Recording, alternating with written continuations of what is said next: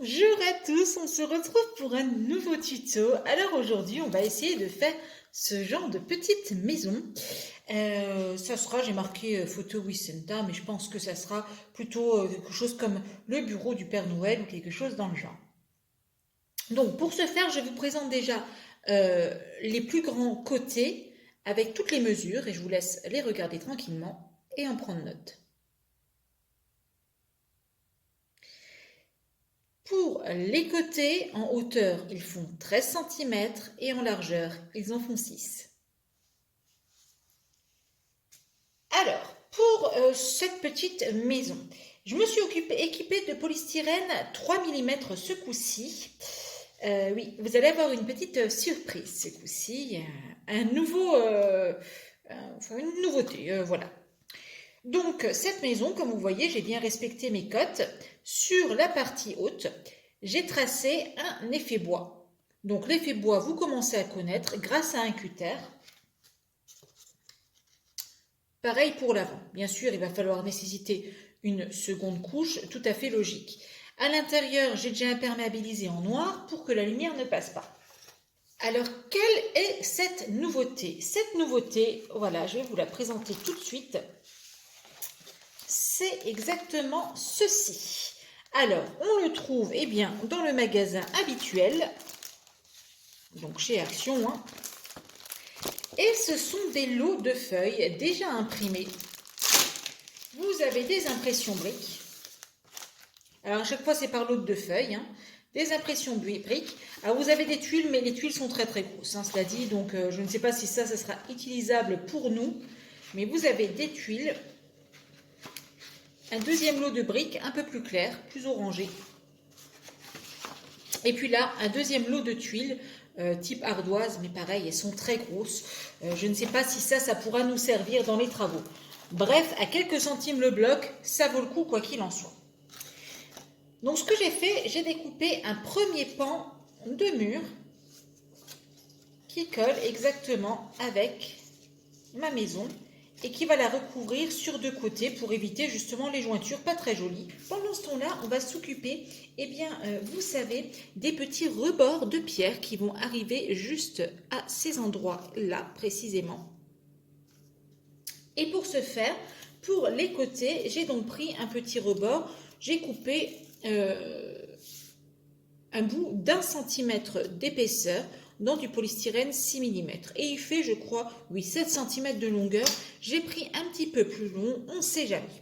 Donc, sur ce bout-là, on trace un trait à 4 mm. Donc là, je me suis un peu trompée, j'avais fait du 5, mais bon, vous avez compris. Et on va venir faire un petit escalier, c'est-à-dire qu'on vient entailler juste là, mais pas entièrement. Voilà, on entaille sur à peu près la moitié de la profondeur de notre polystyrène. Et ensuite, on vient là, ici, sur le dessus, couper.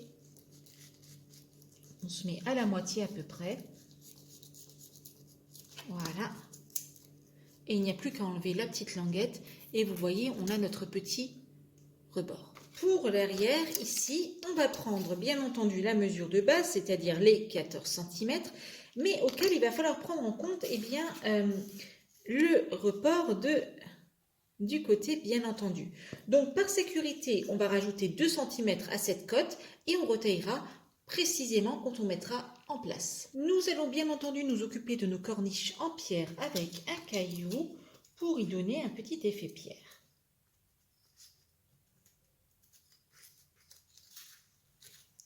On peut les peindre dans un gris très léger.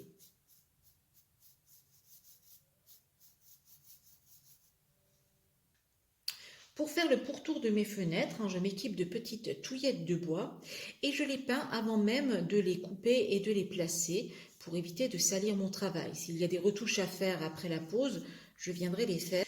Pendant que nos rebords de fenêtres sèchent, on va s'occuper de faire nos fenêtres avec du plastique rigide de récupération. On va venir le coller à l'arrière. On va s'occuper de nos portes. On a bien gardé les chutes de la porte avant et de la porte du côté, très important. Pour la petite porte de côté, vous vous souvenez, je vous avais dit de bien conserver les chutes des corniches.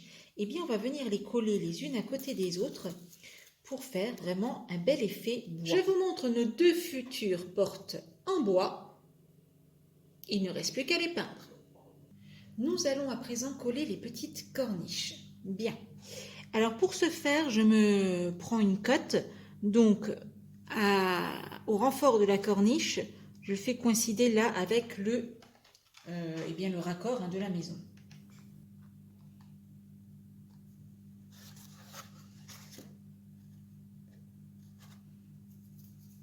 Alors, quand on viendra retailler, bien sûr, il faudra penser tout d'abord à retailler dans l'entièreté, mais aussi le petit morceau, la petite jointure.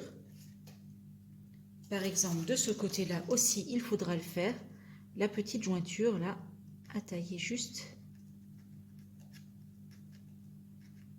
pour qu'elle soit bien dans la prolongation. Voilà. Pour le toit, j'ai été prise, je l'avoue, d'un coup de folie et j'ai décidé d'utiliser ce joli papier rouge, voilà, bien brillant. Et je pense vraiment que ça va être très joli, donc vous venez vraiment le fixer et prendre les cottes pour plier votre toit et il n'y a plus qu'à le coller. Bien, j'ai un peu avancé et je vous avoue avoir fait quelques changements, notamment sur la couleur du bois. Ça ne me plaisait pas du tout, ça faisait vraiment trop sombre, donc j'ai changé. J'ai aussi changé mon tampon que je vais utiliser pour l'enseigne. Je vais utiliser celui-ci, l'autre était beaucoup trop grand. Voilà, celui-ci ira très bien ici, il sera beaucoup plus léger. Voilà, je préfère. Ensuite, ce que j'ai fait aussi, c'est que j'ai préparé déjà des bouts de petites guirlandes. Donc,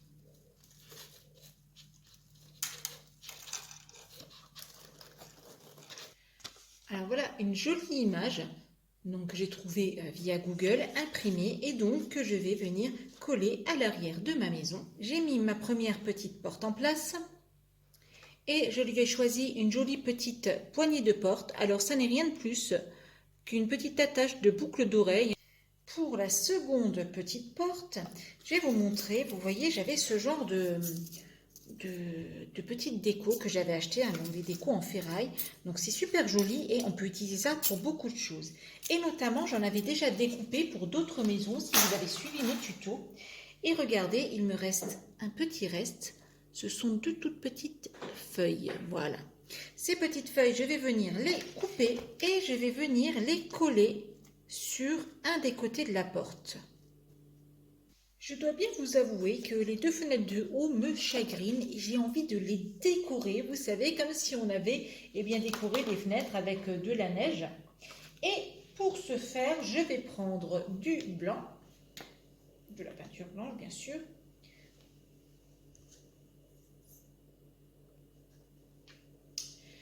un cure-dent et je vais m'atteler à essayer de dessiner un petit décor sur ces fenêtres. Alors j'avoue volontiers ne pas être une grande artiste et voilà mes petits dessins sur la fenêtre, mais ma foi je trouve que ça donne ce petit truc qui me manquait sur cette façade. Je trouvais ça un peu tristouné. Et bien voilà, c'est chose faite. À présent, pour réaliser le pourtour ici du toit, j'ai découpé dans du polystyrène 6 mm une bande de 5 mm d'épaisseur. Je l'ai déjà peinte en blanc pour éviter de venir salir mon travail, il n'y a plus qu'à la coller. Je vous montre à présent comment j'ai réalisé les montants juste ici. On s'équipe d'une paille qu'on va venir couper à mesure. Et ce petit bout de paille, on va venir l'ouvrir avec un cutter.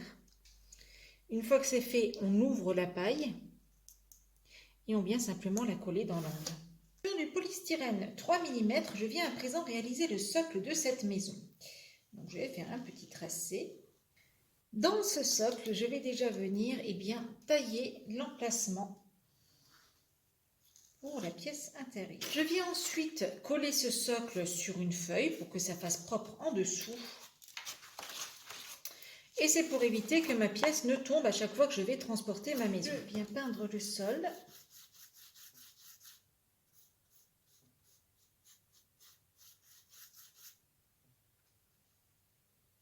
Bien sûr, tout le sol.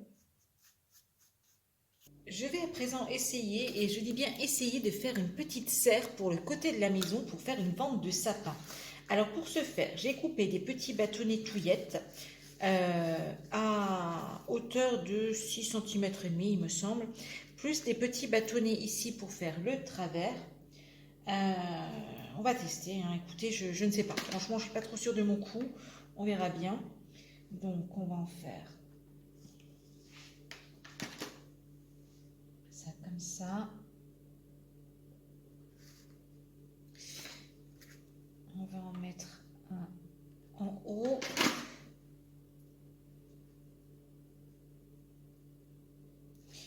Et on va en mettre un au milieu. Donc voilà ce qu'on obtient, un genre de petit quadrillage. Et ça, ce sera en fait ici un des deux côtés de la serre. Donc il va nous falloir faire la même chose pour l'autre côté.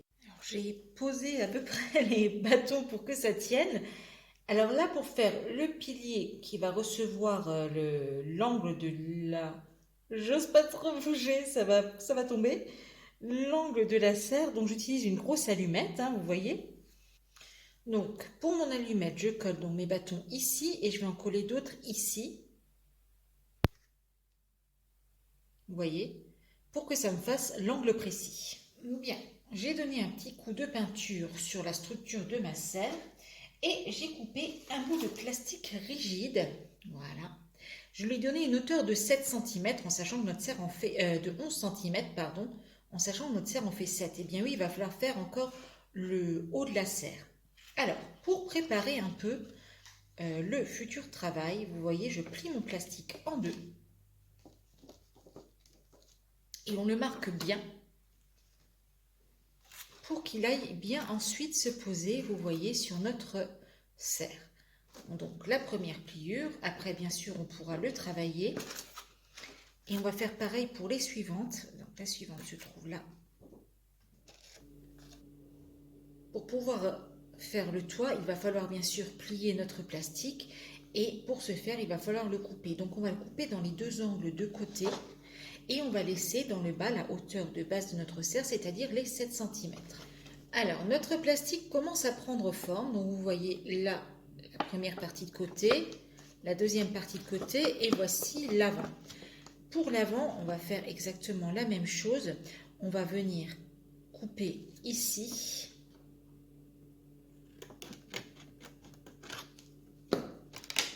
Je suis en train de préparer les petites fleurs qui vont aller dans ma serre. Donc ça va être des fleurs de Noël.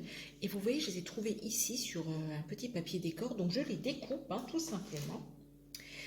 Et ensuite, je vais préparer leur peau. J'utilise une perle ronde pour ça. Vous pouvez utiliser ce que vous voulez, hein. Et puis là, bien sûr, des petites feuilles artificielles que je vais coller.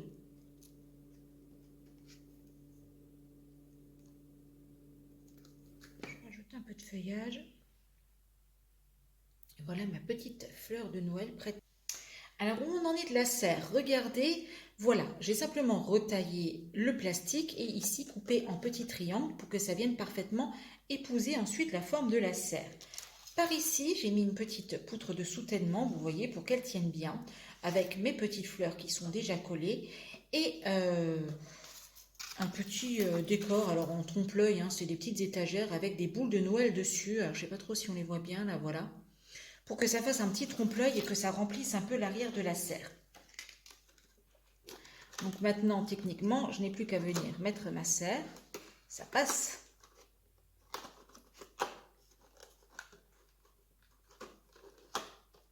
Voilà. Il va falloir venir la coller et on sera tout bon. Et voilà notre serre. Alors là, pour l'instant, ce n'est pas collé. Je vais simplement venir faire une finition avec de la neige par-dessus, vu que la maison, effectivement, va être enneigée. Pour faire de la neige, vous commencez à connaître la recette. On prend du bicarbonate. Ah oui, la dame a de jolies dents blanches grâce à ça apparemment. On prend de la colle blanche.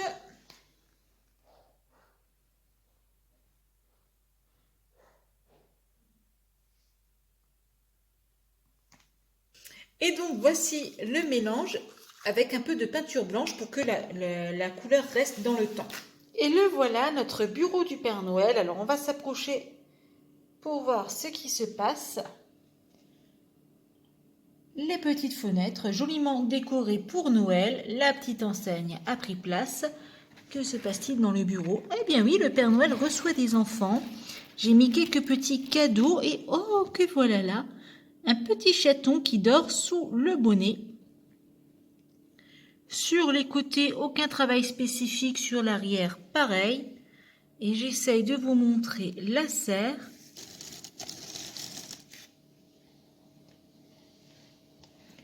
La serre qui est vraiment pas vilaine du tout. Quelques petits détails, mais bon.